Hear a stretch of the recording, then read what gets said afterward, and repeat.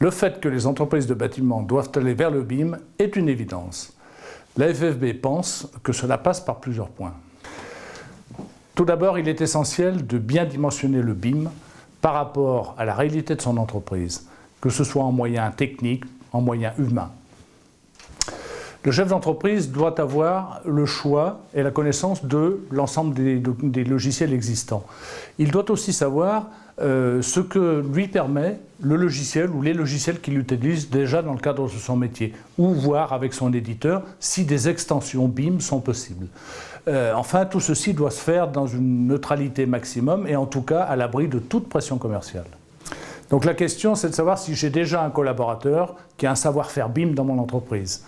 Si ce n'est pas le cas, est-ce que j'ai un collaborateur qui aurait un potentiel et sur lequel on pourrait investir en termes de formation? Et sinon, dois-je recruter?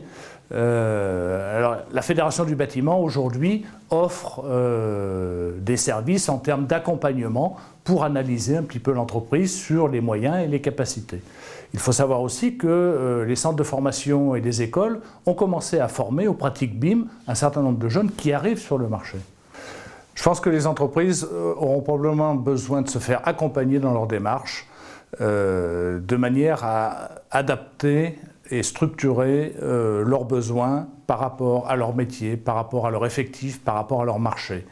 Rien n'est standard, rien n'est établi.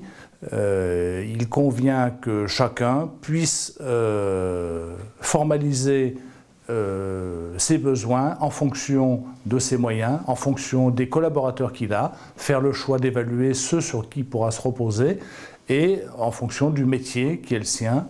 Donc il conviendra d'analyser les outils métiers déjà utilisés, voir si ces outils sont reconvertibles pour faire du BIM, si les éditeurs qui les ont vendus sont capables de s'adapter ou s'il faudra se tourner vers de nouveaux outils.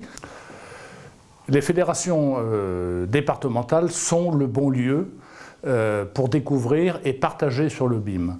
Alors partager, si l'on partage, on est plusieurs, donc on partage avec les maîtres d'ouvrage, on partage avec les maîtres d'œuvre, on peut partager avec tous les acteurs du monde de la construction. Et le BIM, c'est travailler ensemble demain, travailler davantage ensemble. Et je crois que si on veut travailler ensemble, il faut apprendre ensemble. Donc la question, c'est pas de savoir si je fais du BIM ou pas, c'est quand, comment et avec qui.